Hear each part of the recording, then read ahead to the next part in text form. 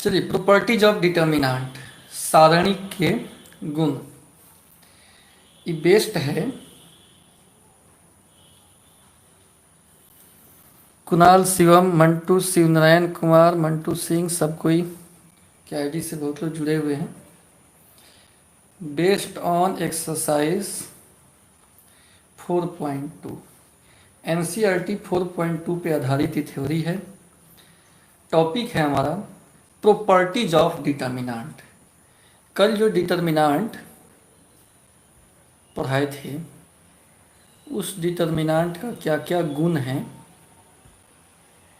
वो हमको पढ़ना है। सेकेंड ऑर्डर डिटर्मिनेंट हो या थर्ड ऑर्डर डिटर्मिनेंट हो, क्या क्या उसका प्रॉपर्टी है, इसको पढ़ना है।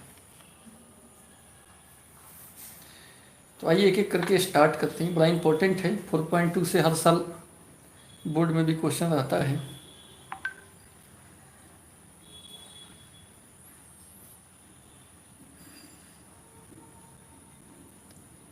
सर टाइम वीडियो कॉल से क्या लिख रहे हैं?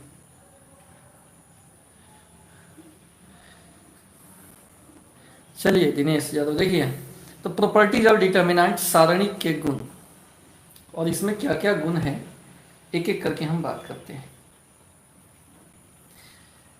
अगर ए हमारा कोई स्क्वायर मैट्रिक्स है, if A is a square matrix, अगर ए हमारा स्क्वायर मैट्रिक्स, ए का डिटर्मिनेंट और ए के ट्रांसपोज का डिटर्मिनेंट दोनों सेम होता है। तो ए का डिटर्मिनेंट और ए के ट्रांसपोज का डिटर्मिनेंट दोनों क्या होता है? सेम होता है। ठीक है। अगर ए हमारा कोई स्क्वायर मैट्रिक्स है तो उसका डिटर्मिनेंट और उसके ट्रांसपोज कर दें, यानी रो को हम कॉलम में लिख दें और तब डिटर्मिनेंट निकालें, दोनों ही केस में सेम वैल्यू आएगा।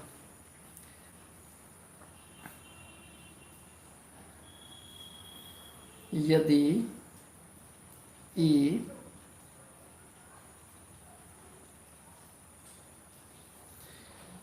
एक वर्ग आव्यूह हो तो ए का डिटर्मिनेंट, श्याम खुश रहिए, और ए के ट्रांसपोज का डिटर्मिनेंट दोनों बराबर होता है।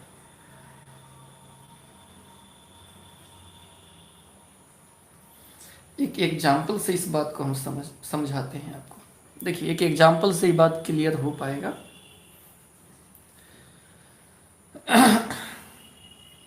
ए मान लिए 2 4 3 9 कोई हमारा मैट्रिक्स है। ठीक है। अब आइए इसका हम निकालते हैं डिटर्मिनेंट। 2 4 3 9 का डिटर्मिनेंट इससे गुना होगा, 2 गुना 9, 3 गुना 4, 18 माइनस 12, 6 हो गया। एक तो ये हो गया। अब हम क्या कर रहे हैं,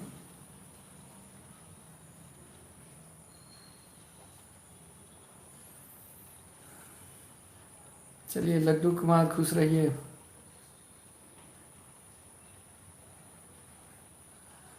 तो पुनः जो है अब हम ट्रांसपोज निकाल रहे हैं, यानी सभी रो को कॉलम में बदल रहे हैं, या कह सकते हैं सभी कॉलम को हम रो में बदल रहे हैं।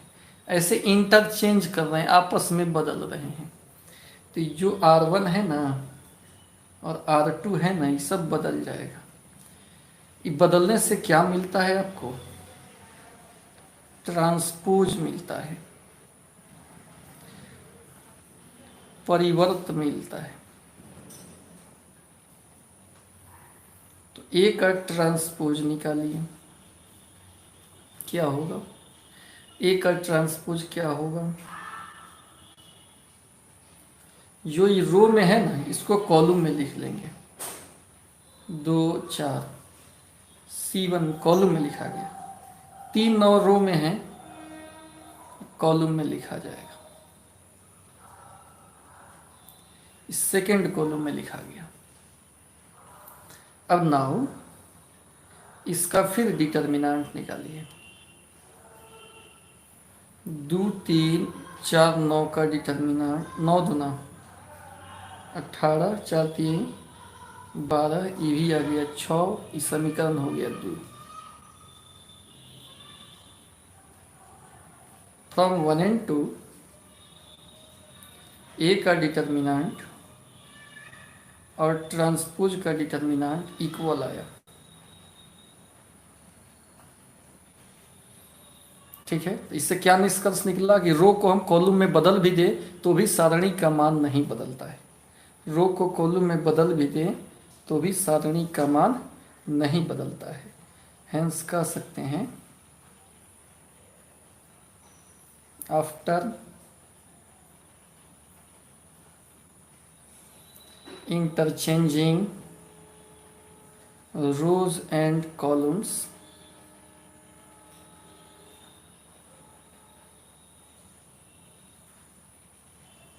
the value of determinant remains unchanged.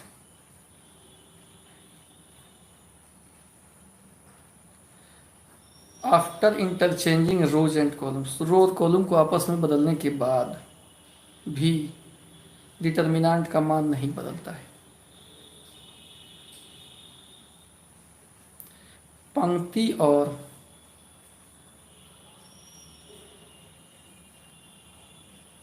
पंक्तियों और स्तंभों को इंटरचेंज मतलब होता है आपस में बदलना। आपस में बदल देने से सारणी का मान नहीं बदलता है।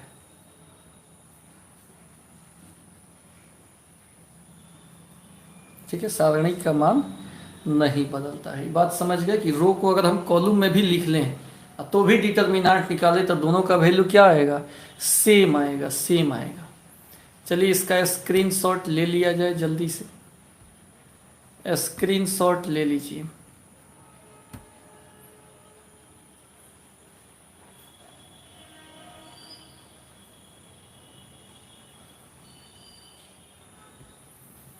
स्क्रीनशॉट ले लीजिए।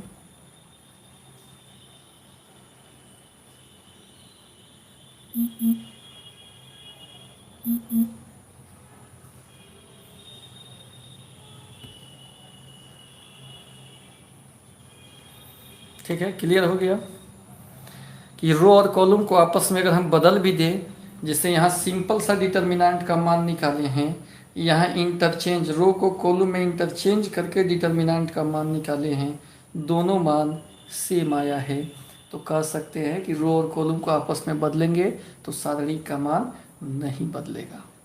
चलिए क्लियर हो गया। चलिए इसका जब समझ में आ रहा है तो एक बगल में लाइक का बटन है, उसको आप दबाइए। तब तक पेज हम पलट रहे हैं।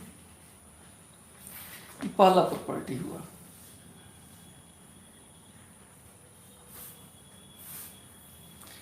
दूसरा प्रॉपर्टी देखिए।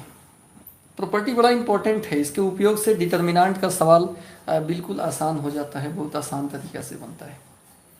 दूसरा प्रॉपर्टी है कि किसी दो, यहाँ तो था कि पूरे रो को हम कॉलम में बदल दे रहे थे, ट्रांसपोज की बात हो रही थी, लेकिन अगर किसी दो रो या कॉलम को आपस में बदलें, किसी दो रो या कॉलम को आपस में अगर बदलेंगे तो वैल्यू सेम रहेगा, लेकिन चिन्ह बदल जाता है, लेकिन चिन्ह बदल जाता है।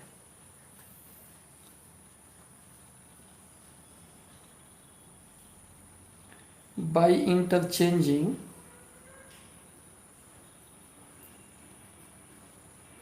any two rows or columns,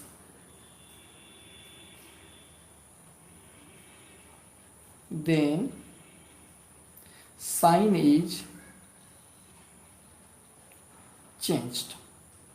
By interchanging any two rows or columns, then sign is changed. किसी दो पंक्ति किसी दो पंक्ति या स्तंभ को,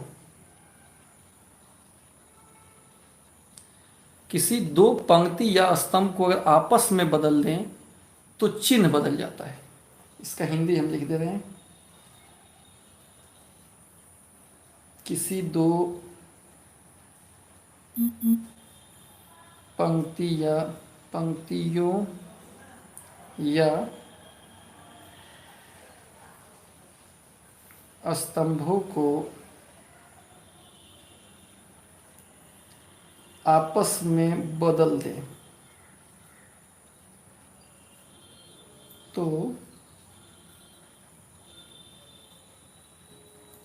सारणी का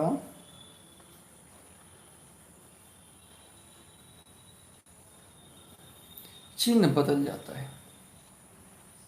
किन्हीं दो पंक्ति या स्तंभ को आपस में बदल दें तो सारणी का चिन्ह बदल जाता है। ठीक है, वैल्यू सेम रहेगा, केवल चिन्ह बदल जाएगा। जैसे देखिए फॉर एग्जाम्पल,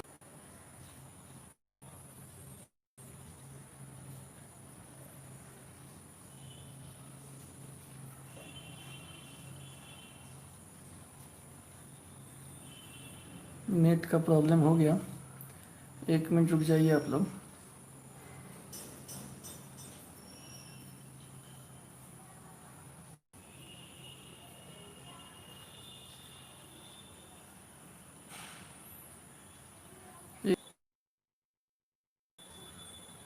या स्तंभ को अगर आपस में हम बदल दें तो सारणी का चिन्ह बदल जाता है। जैसे मान लीजिए कोई डिटर्मिनेंट ऐसे दिया हुआ है 5 3 2 8, ऐसे कोई डिटर्मिनेंट दिया हुआ है। इसका मान अगर हम निकालें तो कितना होगा, इसमें गुना होगा 5 गुना 8 2 गुना 3, 8 पचे 40 माइनस 6 34 होगा। अब क्या कर रहे हैं हम, R1 और R2 रो को कॉलम में नहीं बदल रहे हैं, दोनों रो को ही आपस में हम बदल दे रहे हैं।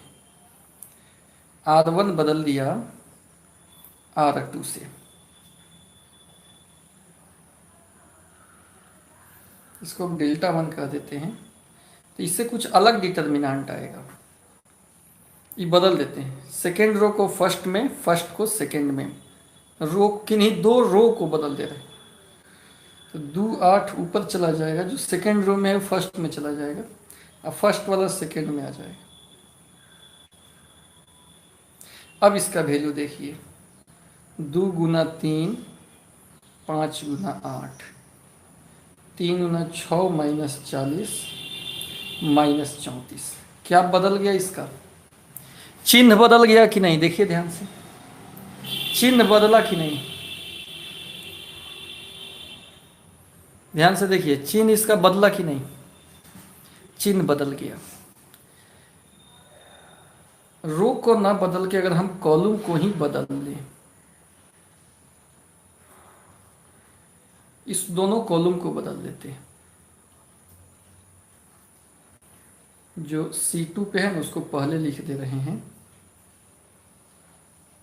38 बाद में, इसको वैल्यू निकालिए, 3 गुना 2 8 गुना 5 6 हो गया, और कितना हो गया 40 हो गया, घटाएंगे तो कितना होगा माइनस 34 हो गया। तो यहाँ भी आप क्या देख रहे हो कि चाहे हम रो बदलें, दो रो को आपस में बदल लें या किन्हीं दो कॉलम को आपस में बदल लें, तो वैल्यू इसका 34 है, इसका भी 34 ही आया है, लेकिन चिन्ह अलग अलग हो गया। तो ये बात यहाँ साबित हो गया कि जो है by interchanging any two rows और columns then sign is changed, यानी किसी दो पंक्ति या स्तंभ को आपस में बदलते हैं तो सारणी का चिन्ह बदल जाता है। क्लियर हो गया। चलिए इसका स्क्रीनशॉट ले लीजिए, स्क्रीनशॉट ले लीजिए।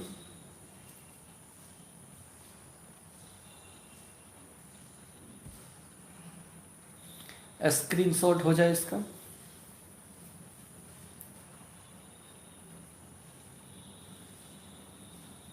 किन्हीं दो पंक्ति या स्तंभ को आपस में बदलते हैं तो सारणिक का मान बदल जाता है। दूसरा केवल अब अगला प्रॉपर्टी देख रहे हैं, यानी तीसरा प्रॉपर्टी देख रहे हैं। देखिए तीसरा प्रॉपर्टी क्या है। तीसरा प्रॉपर्टी में है अगर कोई दो रो या कॉलम आइडेंटिकल हो, समान हो, उस समय डिटर्मिनेंट का मान 0 हो जाता है। इफ एनी टू रोज या columns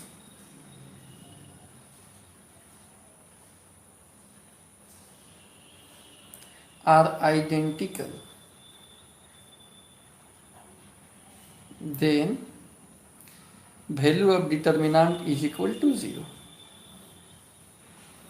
If any two rows or columns are identical, then value of determinant is equal to 0. यदि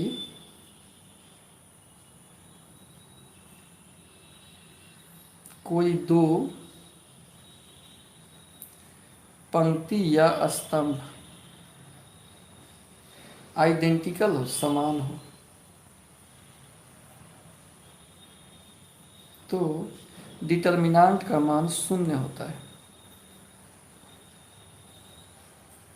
अब इसका एक एग्जांपल देखिए। आइडेंटिकल का मतलब समझ रहे हो, सेम टू सेम, से 5 6 5 6। तो यहाँ पर R1 R2 आइडेंटिकल है, सेम है, दोनों रो सेम है, क्योंकि R1 and R2 are identical. Identical है, दोनों सेम है। देखो ना, C1 C2 सेम नहीं है। C1 में 5 5 है, C2 में 6 6, सेम नहीं है। C1 C2 अलग अलग है, लेकिन R1 और R2 देखिए सेम है कि नहीं। इसमें भी 5 6, इसमें भी 5 6, तो ये दोनों सेम है।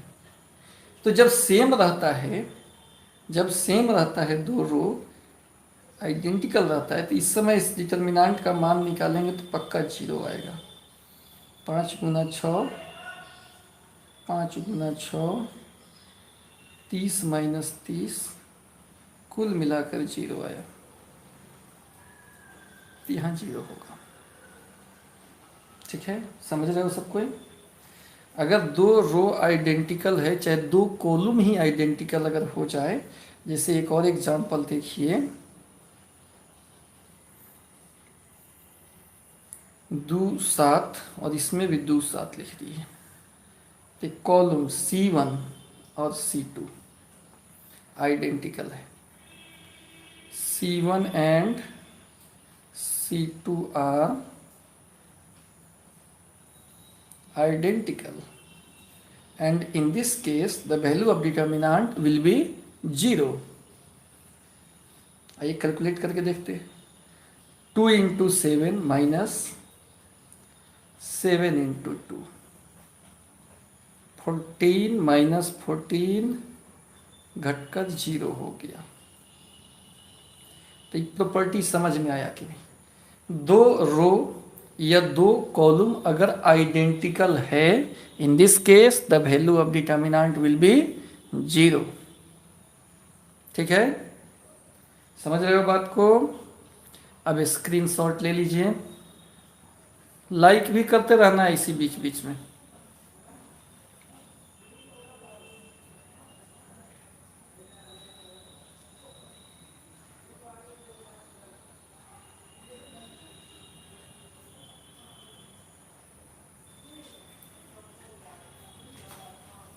अब चलिए आगे बढ़ते हैं। तीसरा के बाद चौथा प्रॉपर्टी पे चर्चा करते हैं। चौथा प्रॉपर्टी क्या है?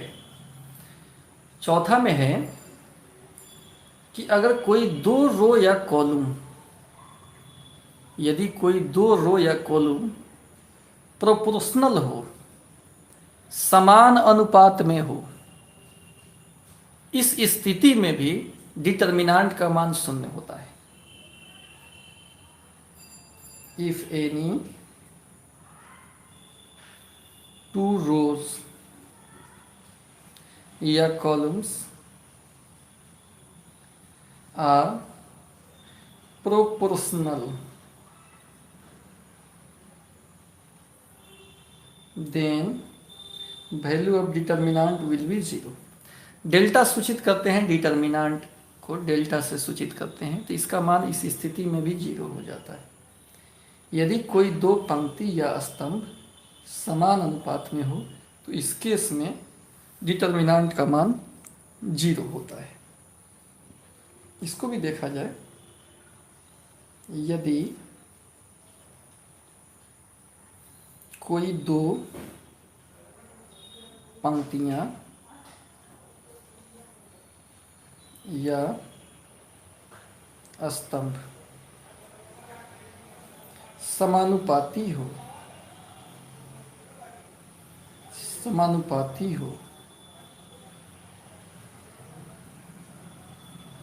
तो सारणी का मान शून्य होता है। समानुपाती हो तो शून्य होता है। अब समानुपाती आपको प्रोपोर्शनल का मतलब समझ में आ रहा है कि नहीं, एक एग्जाम्पल से इसको हम क्लियर कर रहे हैं। जैसे यहाँ A, यहाँ B, R1 हो गया और इसी में कुछ से गुना कर दीजिए, KA KB, तो ये दोनों समानुपाती हो जाएगा। ये दोनों कोई गुना करते हैं तो समानुपाती हो जाता है। जैसे यहाँ पे A अगर B का समानुपाती है तो A बराबर B के लिखते हो ना, किसी कांस्टेंट से इसमें क्या कर लेते हो, गुना कर लेते हो। तो यहाँ भी वही बात है, R1 R2 यहाँ प्रोपोर्शनल है, इसमें इसी R1 में किसी संख्या से गुना होके ही मिला है, इसी में किसी से गुना होके ही मिला है, किसी कांस्टेंट से गुना होके मिला है। R1 R2 कैसे मिला है, कांस्टेंट से गुना कर दिए हैं, R1 में तो मिल गया है। तो दोनों समानुपाती है, इसका बटा करके देखिए, A बटा के A कट गया 1/k, अब B बटा के B कट गया 1/k, यानी ये दोनों यहाँ R1 R2 समानुपाती हैं। हियर R1 या R2 कैसे बना है, कोई कांस्टेंट से गुना करके बना है, इसलिए हम कह सकते हैं R2 समानुपाती है R1 के, समानुपाती है। तो इस स्थिति में भी इस डिटर्मिनेंट का मान आप निकालिएगा तो निश्चित ही जीरो आएगा।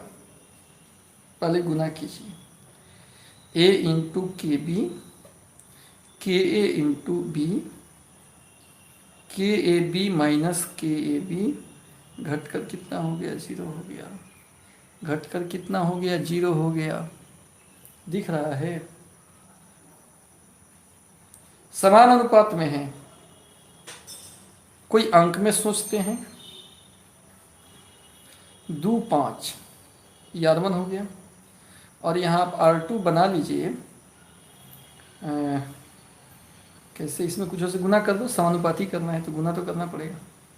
मान लीजिए हम 2 से गुना कर लेते हैं, तो 2 दूना 4, 5 दूना 10, यहाँ दोनों रोज समानुपाती में है। 2/4 1/2, 5/10 1/2, दोनों का अनुपात सेम है। तो इस स्थिति में हम लिख सकते हैं, क्योंकि यहाँ R2 जो है 2R1 से बना है, यानी R2 समानुपाती हो गया R1 का, और अगर समानुपाती है तो इसका मान अगर ऑब्जेक्टिव में पूछे तो बहुत डिटेल में जाने का आवश्यकता नहीं है, धड़ाक दे जीरो आंसर कर देंगे इसका, 1 मिनट में इसका आंसर जीरो कर देंगे। निकालना हो तो निकाल कर देख लीजिए, 2 into 10, 4 into 5, 20 minus 20, zero, complete zero ही आएगा। अगर समान अनुपात में है तो आंसर जीरो ही आएगा। कोई 2 रो या 2 कॉलम भी समान अनुपात में है तो उसके डिटर्मिनेंट का मान श्योर ही जीरो आएगा। चलिए बहादुर, इसका स्क्रीनशॉट लिया जाए, इसका स्क्रीनशॉट लिया जाए।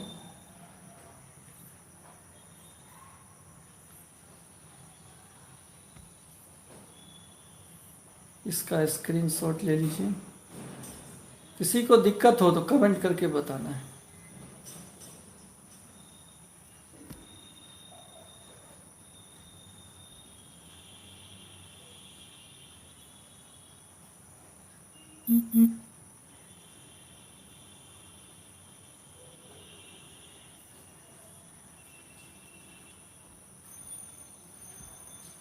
ठीक है, अब चलिए अब आगे बढ़ते हैं इसमें। और चौथा प्रॉपर्टी हो गया, पांचवा प्रॉपर्टी की तरफ बढ़ते हैं। चौथा के बाद पांचवा प्रॉपर्टी। इफ सर एक बार और, एक बार और का फरमाइश आया है, देख लीजिए। ये दो रो समान अनुपात में है। समान अनुपात में कैसे समझेंगे किसी को, वो चाहे किसी सब्जेक्ट का हो, डिटर्मिनेंट का हो या अदर कैलकुलेशन का हो। दो चीज को समान अनुपात में तब कहते हैं जब एक चीज का ही इसमें ही कोई कांस्टेंट से गुना करके दूसरा बनाएं। क्योंकि समानुपाती चिन्ह हटाते हो तो कोई कांस्टेंट से गुना करते हो ना। तो यहाँ पर ए बी हो गया, इसमें कुछ कांस्टेंट से गुना करके सेकेंड रो का निर्माण कर लिए और इससे एक डिटर्मिनेंट बना लिया। तो इस डिटर्मिनेंट में R1 R2 पक्का ही समान अनुपात में है। बटा करके आप देख लीजिए, ए बटा के ए करेंगे तो 1/k, बी बटा के बी करेंगे, बी बी कट गया 1/k, दोनों का अनुपात निश्चित ही सेम है। और इस स्थिति में ऐसे डिटर्मिनेंट का मान जब कैलकुलेट करेंगे तो कितना आएगा, 0 आएगा, 0 आएगा। यही बात हम सिखाएं। अब आइए अब आगे बढ़ते हैं। अगला हमारा है पांचवा नंबर प्रॉपर्टी। ये भी 0 करने वाला ही प्रॉपर्टी है कि यदि each element, if each element of any one row या column is 0, then value of determinant will be 0. किसी एक पंक्ति या स्तंभ का अगर सभी अवयव शून्य है तो सारणी का मान शून्य होता है। यदि किसी एक पंक्ति या स्तंभ का प्रत्येक अवयव शून्य हो तो सारणी का मान शून्य होता है। तो सारणी का मान शून्य होता है। ठीक है, किसी एक पंक्ति या स्तंभ का प्रत्येक अवयव शून्य हो तो सारणी का मान निश्चित ही शून्य होता है। इसका भी प्रूफ देखिए। मान लीजिए इसके रो में सभी एलिमेंट 0 है, R1 का सभी अवयव शून्य है, तो इसका मान निकालेंगे ना। किसी एक रो या कॉलम का सभी अवयव शून्य हो तो पूरे सारणी का मान शून्य होता है। तो इसका सभी एलिमेंट 0 है, तो इन दिस केस अगर इसको कैलकुलेट कीजिएगा, जो प्रोसेस होता है इससे गुना उना कीजिएगा तो 0 आएगा। ये एग्जाम्पल हुआ। ये चाहे रो में हो या कॉलम में हो, गुना कीजिएगा ना तो 0 ही आएगा। तो क्या प्रॉपर्टी में क्या सीखे कि किसी एक पंक्ति या स्तंभ का सभी अवयव अगर शून्य है तो पूरे डिटर्मिनेंट का मान शून्य होता है। ये चाहे थर्ड ऑर्डर का डिटर्मिनेंट ही क्यों ना हो, 0 0 0 5 6 7 8 9 0, इसमें का सभी अवयव शून्य है तो डिटर्मिनेंट में कुछ कैलकुलेशन नहीं करना है, इसका डायरेक्ट आंसर 0 आएगा। अगर कोई आदमी करे नहीं बताइए कैसे 0 आएगा, तो प्लस माइनस प्लस वाला जो प्रोसेस होता है ना, 0 को ले लिया, रो कॉलम गायब किया, 6 7 9 0, इस 0 को ले लेंगे, इसका रो कॉलम गायब करेंगे, 5 7 8 0, प्लस इस जीरो को ले लेंगे, इसका रो कॉलम गायब करेंगे तो 5 6 8 9, तो ये जीरो से गुना होकर हुंडे जीरो, ये भी जीरो, वो भी जीरो, कुल मिला के टोटल जीरो। तो ऐसा हजारों एग्जाम्पल देंगे, वैल्यू जीरो ही आने वाला है। तो इसमें क्या निष्कर्ष निकला कि डिटर्मिनांट के किसी एक पंक्ति या स्तंभ का प्रत्येक अवयव अगर शून्य है, चाहे वो रो या कॉलम कुछ भी हो, प्रत्येक अवयव शून्य है तो डिटर्मिनांट का मान शून्य होगा। चलिए स्क्रीनशॉट लिया जाए, स्क्रीनशॉट लिया जाए।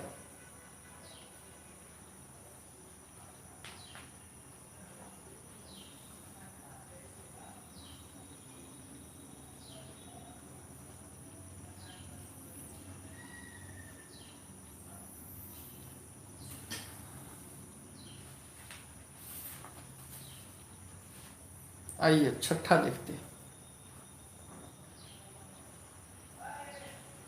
छठा में क्या है कि अगर कोई कांस्टेंट डिटर्मिनांट में है, यहां लिखते रहे if A is a square matrix then K A का डिटर्मिनांट, अगर ए हमारा स्क्वायर मैट्रिक्स है और उसमें कोई कांस्टेंट से गुना करके डिटर्मिनांट निकालना है तो ये कांस्टेंट वह बाहर आ जाएगा, लेकिन इसका पावर n होगा तब इनटू डिटर्मिनांट, जहाँ पर n कौन सी है, ऑर्डर ऑफ मैट्रिक्स ए। ये भी बेहतरीन आपका है प्रॉपर्टी, बेहतरीन प्रॉपर्टी है। जैसे एग्जाम्पल में देखिए, इस पर एग्जाम्पल आपको हम बता रहे हैं। कांस्टेंट निकलता है तो कुछ पावर के साथ निकलेगा और वह पावर ऑर्डर के बराबर होगा। जैसे यहाँ पर एक एग्जाम्पल आपको बता रहे हैं, इसको प्रूफ करने के लिए मान लेते हैं if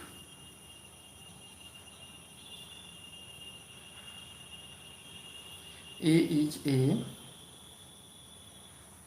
square matrix of order 3/3, then 5 into A का डिटर्मिनांट कितना होगा, 5 का पावर जो ऑर्डर होगा और इंटू डिटर्मिनांट ई। इसका हम प्रूफ बता दे रहे हैं। मान लेते हैं ए स्क्वायर मैट्रिक्स है कितना ऑर्डर का, 3/3 का, तो ए हम मान लिए 3/3 का है तो 11 12 13, यहाँ से 21 22 23, यहाँ से 31 32 33, ये हो गया। मैट्रिक्स है, स्क्वायर मैट्रिक्स है, 3/3 का लिख दिया। अब 5 से इसमें गुना करना है तो 5 से सब में ना गुना हो जाएगा, इसलिए 5 इंटू ए, तो मैट्रिक्स में सब में गुना हो जाता है। 5A 11, 5A 12, 5A 13, 5A 21, 5A 22, 5A 23, 5A 31, 5A 32, 5A 33। ठीक है, तो इसका डिटर्मिनांट करेंगे तो 5A 11, 5A 12, 5A 13, 5A 21, 5A 22, 5A 23, 5A 31, 5A 32, 5A 33। तो इसमें क्या होता है, मैट्रिक्स है ना, तो ए को 5 कॉमन लेंगे तो सब में से निकल जाएगा, क्योंकि ए को 5 से गुना किए तो सब में गुना हो गया। लेकिन डिटर्मिनांट में एक एक रो से कॉमन निकलेगा, इससे 5 निकलेगा, इससे भी 5 निकलेगा और इससे भी 5 निकलेगा, यानी 5 गुना 5 गुना 5। तो इधर A11 A12 A13 A21 A22 A23 A31 A32 A33। Determinant में रो बाई रो कॉमन निकलता है, चाहे कॉलम बाई कॉलम कॉमन निकलता है। तो 5 का पावर 3 हो गया इंटू 11 12 13 21 22 23 31 32 33, ऐसे करके। तो 5 का पावर ऑर्डर हो गया कि नहीं, 3/3 का था, अगर 4/4 का था तो 4 को 5 निकलता है, यानी 5 का पावर 4 होता है। तो जो भी कांस्टेंट बाहर निकलता है उसके पावर पे ऑर्डर हो जाता है, इनटू डिटर्मिनेंट है। ये शानदार एक प्रॉपर्टी है, गुण है डिटर्मिनेंट का।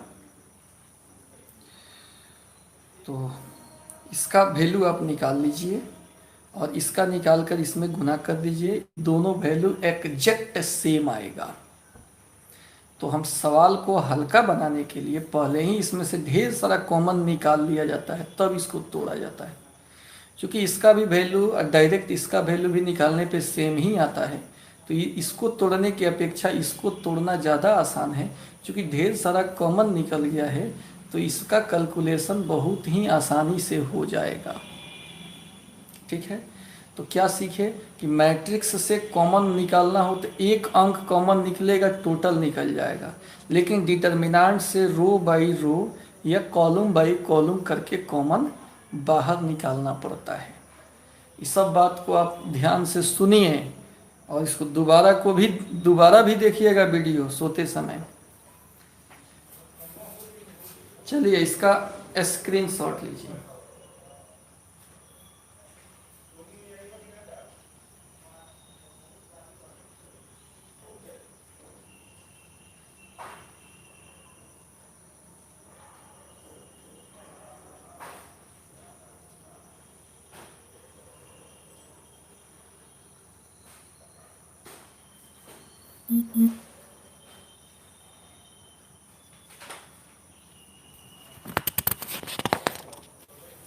अगला देखिए,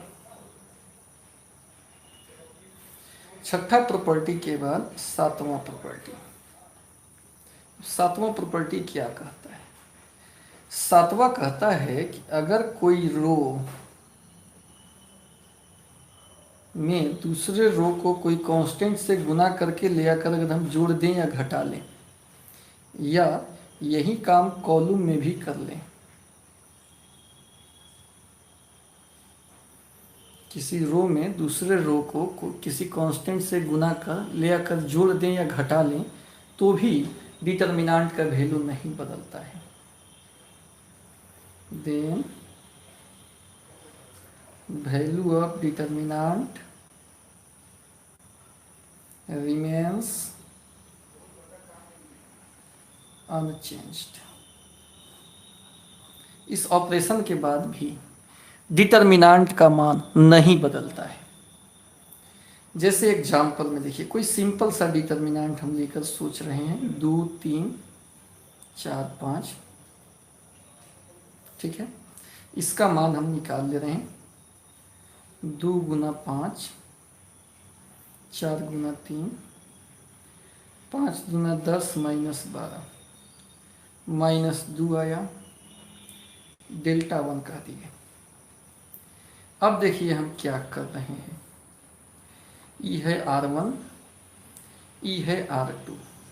अब हम क्या कर रहे हैं, R1 बना लेते हैं R1 प्लस 2R2 करके। तो डिटर्मिनेंट देखने में अलग लगेगा क्योंकि इसमें 2 से गुना करके अब फर्स्ट में जोड़ देना है। 4 दूना 8 2 10, 5 दूना 10 और 3 13, ऐसे में लिख दो। तो डिटर्मिनेंट देखने में अलग अलग हो गया। चेंजिंग R1 में ना हुआ, R1 में चेंजिंग कर दिए, R2 सेम का सेम लिख दिए। डिटर्मिनेंट भले ही देखने में अलग हो वैल्यू दोनों का सेम आएगा। आइए वैल्यू निकाल के देखते हैं। 5 में 10 से 50, 13 में 4 से 52, कितना आंसर आएगा?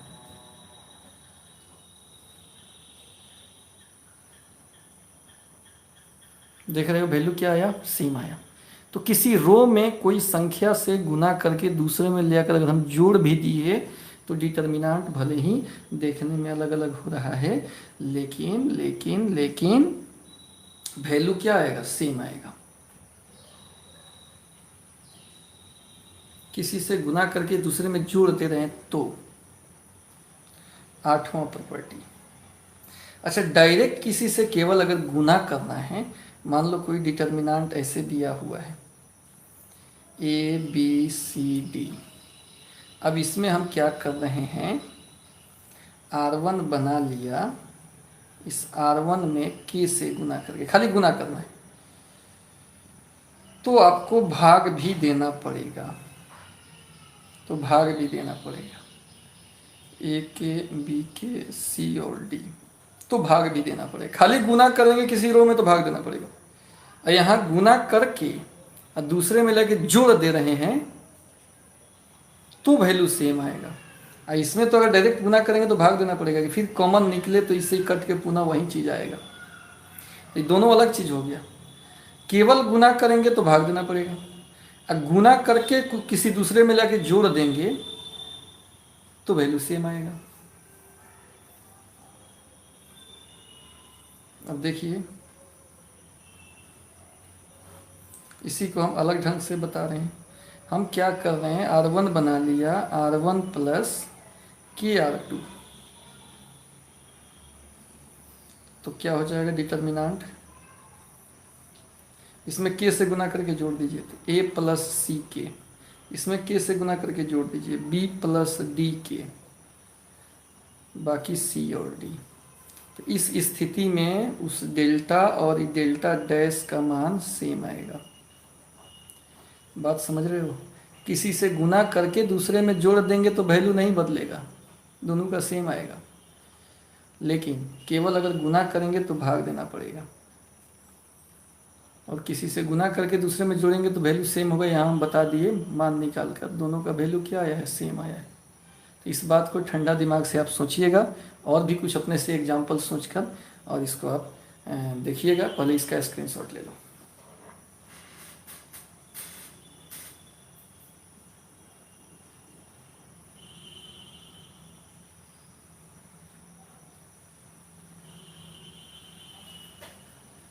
स्क्रीनशॉट ले लिया जाए।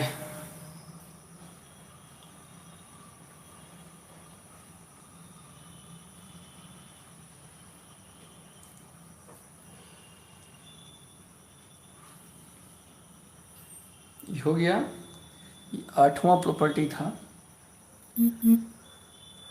चलिए 8वां के बाद 9वां नंबर प्रॉपर्टी देखिए।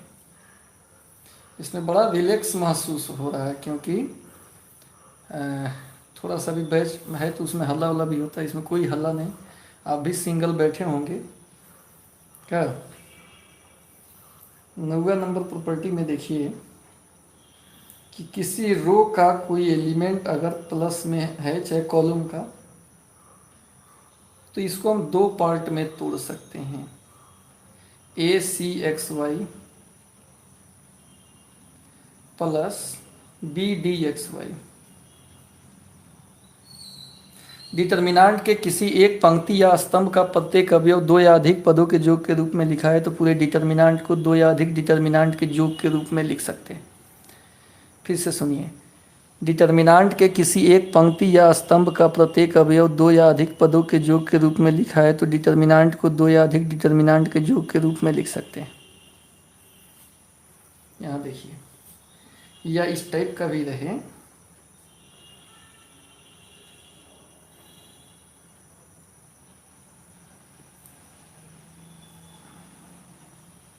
A plus B C plus D XY, रो में ही अगर लिखा हुआ है प्लस में तो भी दो डिटर्मिनेंट में टूट जाएगा, AXCY B x D Y.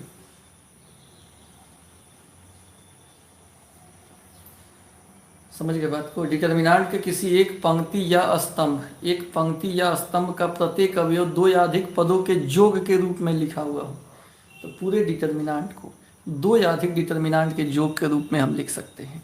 For example, अगर यहाँ पर 1 + 2 3 + 4 5 6 है, तो इसको हम दो डिटर्मिनांट में लिख सकते हैं। वो 1 3 5 6 प्लस 2 4 5 6, 1 3 5 6 प्लस 2 4 5 6।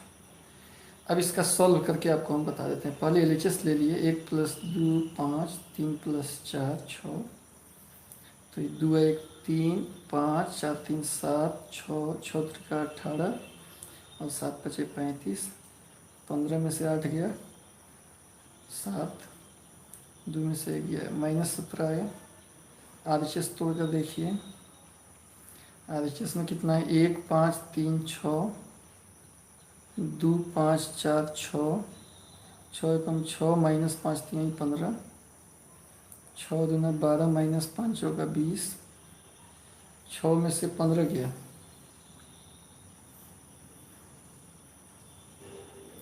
6 दूना 12, 6 - 15 12 - 20, 2 1 3 4 3 7 5 6 6 3 18 7 5 35। ठीक है, 15 में से 6 गया, कितना होगा? 9 -9।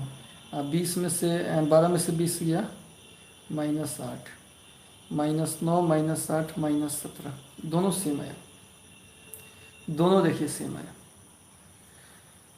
तो इसमें आप क्या सीखिए कि डिटर्मिनांट का कोई एक पंक्ति या स्तंभ दो या अधिक पदों के योग के रूप में लिखा हुआ है, तो पूरे डिटर्मिनांट को दो या अधिक डिटर्मिनांट के योग के रूप में हम लिख सकते हैं। दो या अधिक डिटर्मिनांट के योग के रूप में लिख सकते हैं। ठीक है, ये 9 नंबर प्रॉपर्टी हो गया। 10 नंबर प्रॉपर्टी देखिए, कोई भी आइडेंटिटी मैट्रिक्स हो, कितना हो ऑर्डर का, वैल्यू हमेशा 1 होता है। जैसे एग्जांपल में 1 0 0 1 ना कीजिए, 1 गुना 1 घटाओ 0 गुना 0 1 - 1, या अगर 3/3 कहीं है 1 0 0 0 1 0 0 0 1, इसका भी वैल्यू निकालिएगा तो श्योर ही 1 आएगा। तो कोई भी आइडेंटिटी मैट्रिक्स हो, उसके डिटर्मिनांट का मान हमेशा 1 होता है। एक रहा कोई भी जीरो मैट्रिक्स हो, कितना हो ऑर्डर का, इसका वैल्यू भी, इसके डिटर्मिनांट का वैल्यू भी 0 आता है। जैसे 0 0 0 0 का मान 0 होगा, सिंगल 0 हो तो भी 0 होगा, अगर ट्रिपल 0 हो तो भी इसके डिटर्मिनांट का मान 0 होगा। ऐसे स्क्रीनशॉट लिया जाए, स्क्रीनशॉट लिया जाए। 10 नंबर प्रॉपर्टी था ये।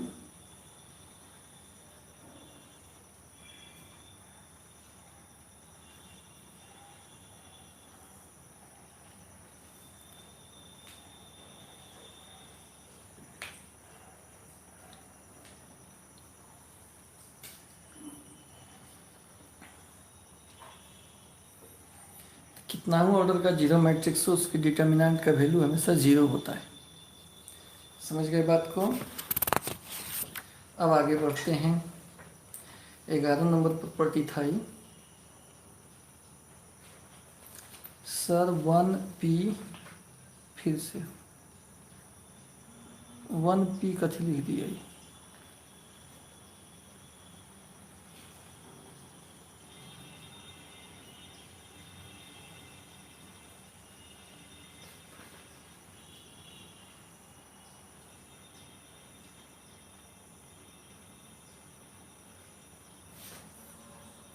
वन -0। ठीक है, 1 होगा, 1 होगा 1। ठीक है, करेक्ट कर लिए, उतना बहुत लोग आ जाएगा, लगातार लिख रहे हैं इसलिए लिखा गया है। हाँ, 11 के बाद अब 12 नंबर प्रॉपर्टी देखिए। 12 नंबर प्रॉपर्टी में क्या है, अगर ए एंड बी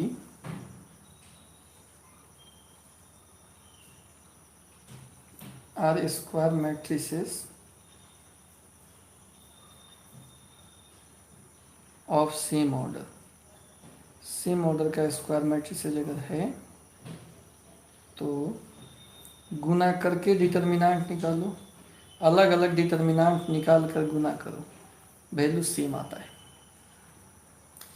जैसे एग्जांपल देखिए, ए मान लीजिए कितना है, मैट्रिक्स है 1 2 3 4 और बी कितना है 2 1 1 1 ऐसा कुछ है। पहले आप गुना कर लीजिए।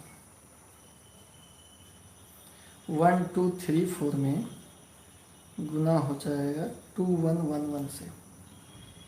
गुना कैसे होगा, रो से कॉलम में,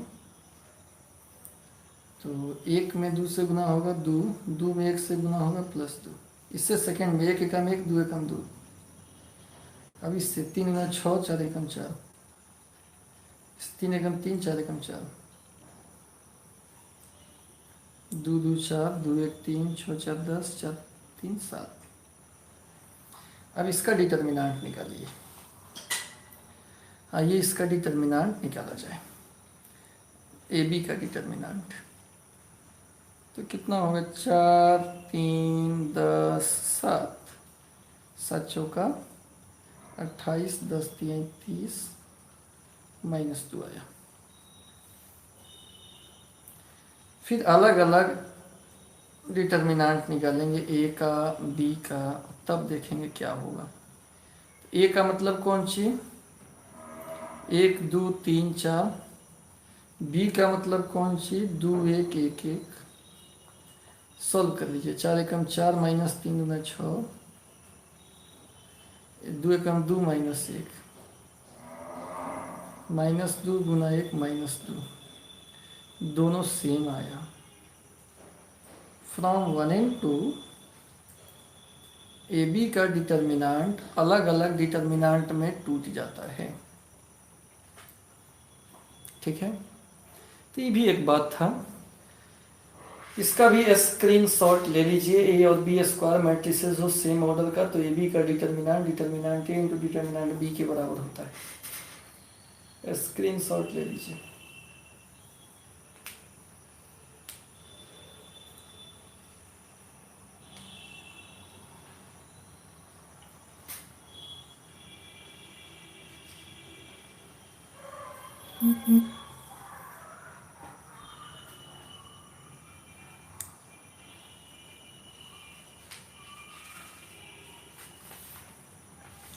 चलिए पवन, अब आगे बढ़ते हैं।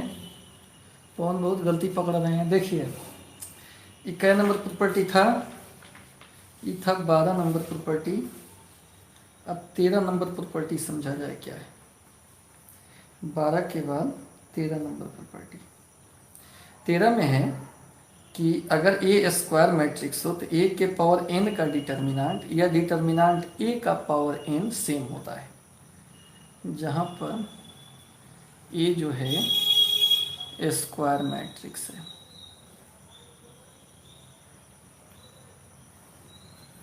अब इसका देखिए, इसका प्रूफ देखिए। हम स्क्वायर पर यहाँ पे हम बता रहे हैं। मान लो ए ले लिए ऐसे 1 2 3 4 और इसका स्क्वायर कर लिए।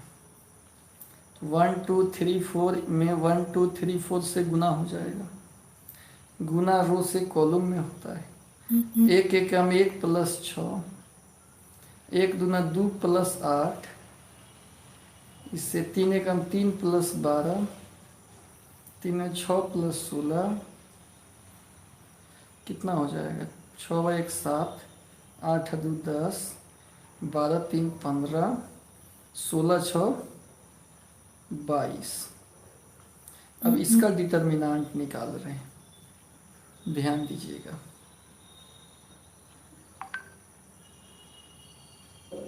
7 10 15 22, पहले ही गुना कर लीजिए। 7 दूना 14 के 4 हासिल 1, 7 दूना 14 1 15, 15 दहा के 150, 4 आया।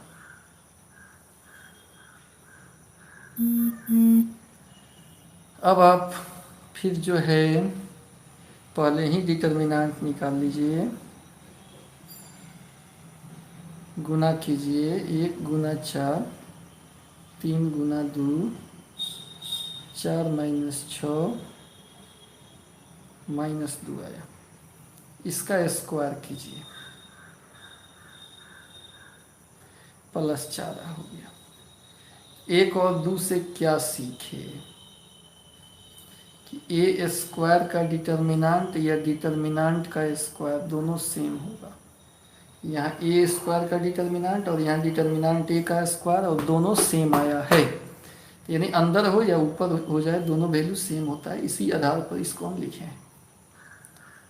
ठीक है, स्क्रीनशॉट लिया जाए इसका। 13 नंबर प्रॉपर्टी है।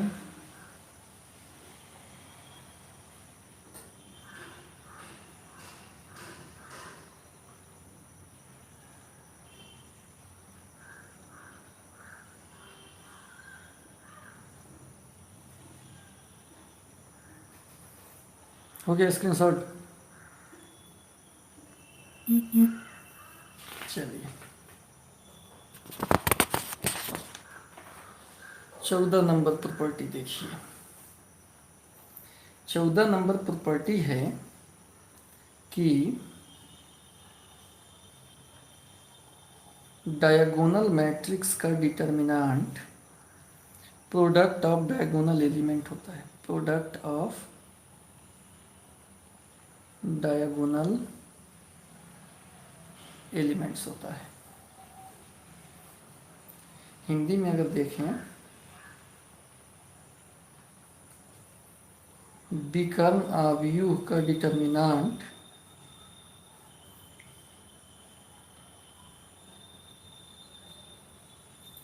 विकर्ण सदस्यों के गुणनफल के बराबर होता है। जैसे एग्जाम्पल में देखिए, कोई मैट्रिक्स है A0 0 0 B0 0 0 C। ये आपका है डायगोनल मैट्रिक्स। चूंकि इसमें डायगोनल को छोड़कर बाकी सब जीरो है, तो डायगोनल मैट्रिक्स है। इसी का हम डिटर्मिनांट कह रहे हैं। निकालना हो ना तो ज़्यादा इसमें लाम लिफाफ नहीं करना है, बहुत दिमाग नहीं लगाना है, डायरेक्ट इसका गुना कर देना है। A Guna B Guna C, answer हो गया। प्रोसेस से भी बना कर देखो, प्रोसेस से बना कर देखो। डिटर्मिनांट का मान A0 0 0 B0 0 0 C। किसी एक को चुनते हैं ना बालक, प्लस माइनस प्लस होता है ना। ए को ले लेंगे, रो कॉलम गायब कीजिए। 0 को ले लेंगे, रो कॉलम गायब कीजिए।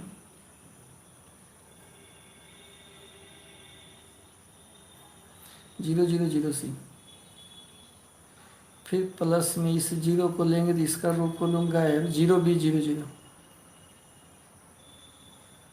तो कितना हो जाएगा? A इंटू इसमें गुना होगा BC घटाओ 0, पूरा 0 हो गया, और ये भी पूरा 0 हो गया, तो A into B into C आया।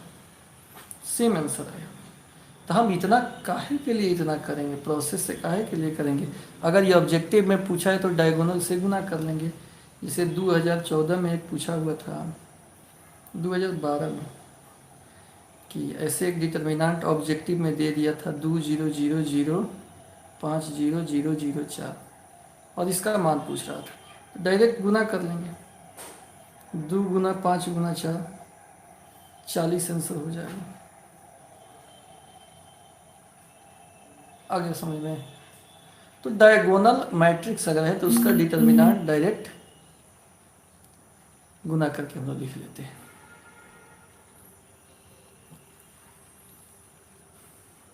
ठीक है, बात को समझ रहे हैं आप लोग? हाँ, थोड़ा देर और पढ़ाएंगे। एक आदमी बोल रहे हैं सर एक और बैच है हमारा, तो थोड़ा देर और पढ़ाएंगे। आप इस 5 मिनट लास्ट वाला 1-2 मिनट का वीडियो देख लीजिएगा दूसरे से। तो डायगोनल मैट्रिक्स का डिटर्मिनेंट क्या होता है? 0 होता है। ठीक है, डायगोनल मैट्रिक्स का डिटर्मिनेंट 0 होता है। अब आइए हम बात करते हैं ट्रायंगुलर मैट्रिक्स। 0 होता है ऐसा नहीं बोले हैं। डायगोनल मैट्रिक्स का डिटर्मिनेंट डायगोनल एलिमेंट के गुणनफल के बराबर होता है।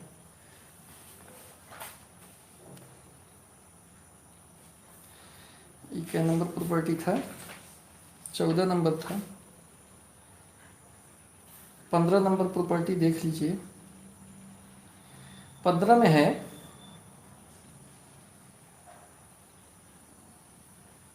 ट्रायंगुलर मैट्रिक्स का डिटर्मिनेंट क्या होता है। इसमें भी प्रोडक्ट ऑफ डायगोनल एलिमेंट्स के बराबर होता है। प्रोडक्ट ऑफ डायगोनल एलिमेंट्स के बराबर होता है ट्रायंगुलर मैट्रिक्स। जैसे एग्जांपल देखिए, 2 4 5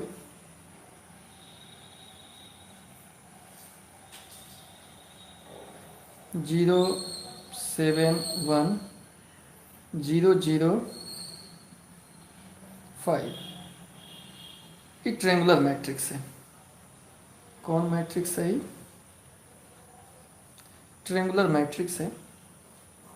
इसका डिटर्मिनेंट निकालेंगे ना। ट्रायंगुलर क्यों है? क्योंकि इसमें अगर त्रिभुज बनाइएगा ना तो ऊपर बनेगा ही अपर ट्रायंगुलर है। बताए हैं ट्रायंगुलर मैट्रिक्स किसे कहते हैं। इसका जब डिटर्मिनेंट आप निकालिएगा 2 4 5 0 7 1 0 0 5 तो आपको कुछ नहीं करना है बालक, डायगोनल एलिमेंट का गुना कर देना है। 2 गुना 7 गुना 5 70 आंसर हो जाएगा। अगर इसको प्रोसेस से आप बना रहे हो तो भी आंसर सेम आएगा।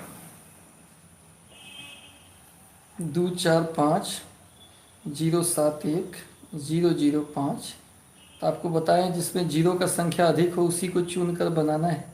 0 0 को नहीं लिखेंगे, 5 को ले लेते हैं। इसका रो कॉलम गायब। 2 4 0 7 5 इंटू 7 दूना 14 घटाओ 0 5 गुना 14 70 आंसर। दोनों से सेम आया। हम काहे लाई लफड़ा में पड़ेंगे, हम डायरेक्ट गुना कर लेंगे आंसर हो जाएगा। डायरेक्ट गुना कर लेंगे आंसर हो जाएगा। चलिए तो 15 नंबर का स्क्रीनशॉट लीजिए।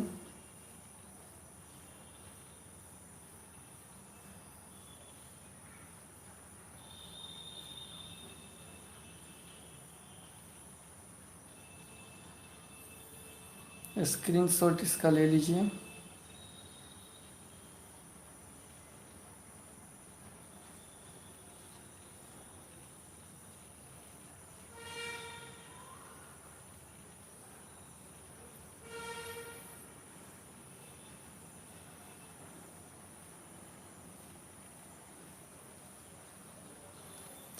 ठीक है, हो गया। अब अगला प्रॉपर्टी देख लेते हैं। 14 के बाद 15 था। 14 15 प्रॉपर्टियाँ एक साथ लिखाने वाला है ही, मतलब फिर घबरा जाएगा। 16 नंबर में देखिए,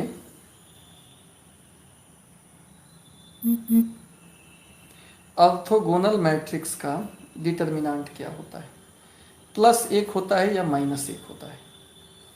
जैसे एग्जांपल देखिए, ऑर्थोगोनल मैट्रिक्स पढ़ा चुके हैं, मैट्रिक्स नहीं आपका मैट्रिक्स का जो थ्योरी है उसमें देखिएगा। जैसे A बराबर एग्जाम्पल भी दिए थे cos theta minus sine theta. ये ऑर्थोगोनल मैट्रिक्स है। आइए इसका डिटर्मिनेंट निकाल कर देखते हैं।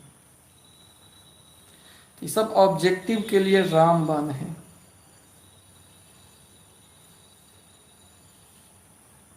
इसमें पहले गुना हो जाएगा cos स्क्वायर थीटा, इससे इसमें गुना होगा तो माइनस साइन स्क्वायर थीटा, यानी कुल मिलाकर 1 हो जाएगा। ठीक है, तो ऑर्थोगोनल मैट्रिक्स का डिटर्मिनांट हमेशा 1 होता है या कौन सी होता है, -1 होता है। ये ऑब्जेक्टिव में काम देगा। ये हो गया आपका कै नंबर टाइप, 16 नंबर टाइप हो गया। ठीक है, 16 के बाद अब 17 नंबर टाइप देखिए, ये बड़ा इंपॉर्टेंट है। एस्क्यू सिमेट्रिक मैट्रिक्स का डिटर्मिनांट 2 होता है। इसका 2 होता है, एक 0 होता है या परफेक्ट स्क्वायर होता है, पूर्ण वर्ग होता है। परफेक्ट स्क्वायर कब होता है, जब n यानी ऑर्डर इसका इवन हो, और ये कब होता है, जब ऑर्डर क्या हो, ऑड हो। तो एस्क्यू सिमेट्रिक मैट्रिक्स भी आपको पढ़ा चुके हैं।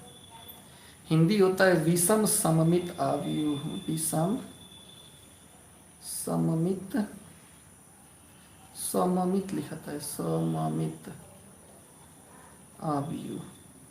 इसका डिटर्मिनांट का 2 वैल्यू हो सकता है। जिसे एग्जाम्पल में देखिए, विषम सममित आव्यूह आपको बता दिए हैं। अभी हम ऑर्डर 2/2 की बात कर रहे हैं, यानी इवन। इस समय परफेक्ट स्क्वायर इसका आना चाहिए, तो देखिए निकालते हैं। पहले इवन एगो एस्क्यू सिमेट्रिक मैट्रिक्स मान लेते हैं, 0 0 5 -5। ये 0 होता है same but opposite in sign, इसी को हम लोग कहते हैं एस्क्यू सिमेट्रिक मैट्रिक्स, और इसी का डिटर्मिनेंट निकालने की बात हो रही है। इससे गुना होगा 0 माइनस, इससे इसमें गुना होगा -25, टोटल आया 25। 25 जो है परफेक्ट स्क्वायर है, परफेक्ट स्क्वायर है, पूर्ण वर्ग है। 5 का स्क्वायर लिख सकते हैं कि नहीं। तो एस्क्यू सिमेट्रिक में जो अगर इवन ऑर्डर का है तो उसका डिटर्मिनेंट परफेक्ट स्क्वायर आता है। ऑड ऑर्डर में हो तो उसके डिटर्मिनेंट का मान निश्चित ही 0 होता है, 0 होता है। उस पर भी हम एग्जाम्पल दे रहे हैं, पहले इसका स्क्रीनशॉट ले लीजिए, इसका स्क्रीनशॉट ले लीजिए।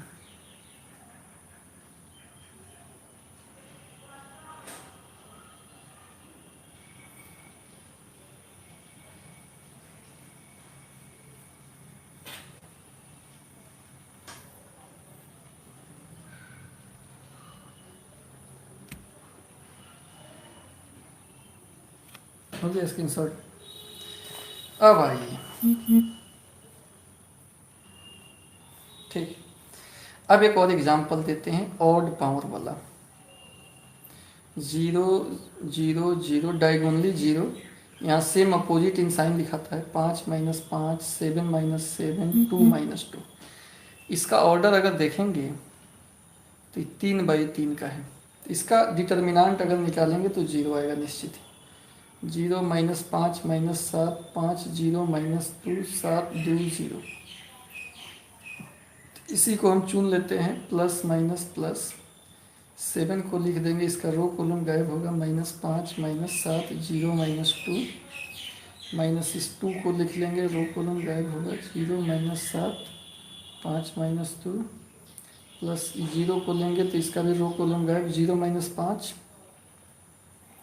5 0, 7 होगा, घटाओ 0 2 हो गया, ये 0 -7 × 35 तो +35 हो जाएगा, और 0 से गुना करेंगे 0 हो गया, 70 -70 यानी 0 आएगा। ये निश्चित ही एस्क्यू सिमेट्रिक मैट्रिक्स है। अगर विषम ऑर्डर का, ये ऑर्डर क्या था, ऑड था, तो इसके डिटर्मिनेंट का मान 0 ही आएगा। इसके बाद स्टूडेंट एक साइक्लिक डिटर्मिनेंट है, इसको आपको याद रखना है। इलास्टिक थ्योरी है, इसके बाद 4.2 आपसे बन जाएगा, और कल इस पर कुछ क्वेश्चन करा देंगे, या आपको उसका वीडियो का लिंक दे देंगे। लूसेंट का भी क्वेश्चन ढेर सारा कराए हैं, इस पर बहुत सारा क्वेश्चंस बनवा के डाले हैं, तो उसका लिंक शेयर कर देंगे कि उसको आप बना लीजिएगा। इसमें जितना प्रैक्टिस कीजिएगा, अभ्यास कीजिएगा, उतने आएगा। हमारे प्रैक्टिस से तो होगा नहीं, हाँ, हम बनाया हुआ सवाल का कलेक्शन आपको भेज सकते हैं जहाँ आप बना सकते हैं। साइक्लिक डिटर्मिनेंट में एक आपको याद रखना है student, 1 1 1 A B C A square B square C square हो तो इसका मान हमेशा A minus B minus C minus A आता है। इसको याद रखना होगा। 2020 14 में या 13 में पूछा था। साइक्लिक डिटर्मिनेंट उसको बोलते हैं चक्रीय सारणिक जिसमें ए से शुरू हो ए से खत्म हो जाए, A minus B minus C minus A जिसमें आवे।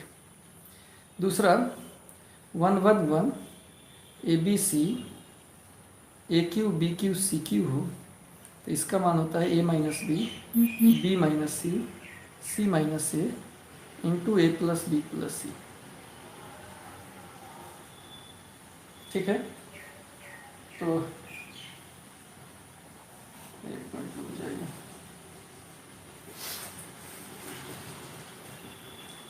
इस साइक्लिक डिटर्मिनेंट को तो सॉल्व करने से इसका आंसर मिलता है, लेकिन एग्जाम में डायरेक्ट अनेकों बार पूछ दिया है, इसलिए इसको आदमी लिखा देता है 1 1 1 A B C A cube B cube C cube को A minus B minus C minus A into A plus B C ऐसे फॉर्म में हम लिख सकते हैं। थर्ड नंबर में देखिए 1 1 1 ए बी सी और A4 B4 C4 हो तो इसका मान क्या होगा। तो एक तो इसमें ए minus B minus C minus ए तो रहेगा ही, और 4 है तो इंटू में ए बी सी आएगा।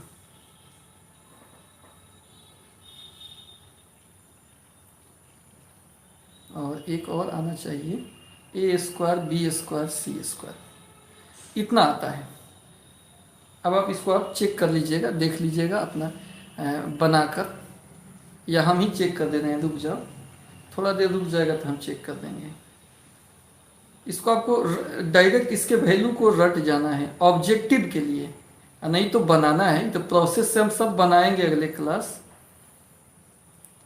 और यहाँ पे क्या भराएगा, इस सब प्रोसेस से हम बनाएंगे, लेकिन आपको इसके वैल्यू को याद कर जाना है। समझ गए बात को? 1 मिनट समय लगेगा हमको, हम इसको देख लेते हैं, नहीं तो गलती आप रट लीजिएगा तो गड़बड़ हो जाएगा।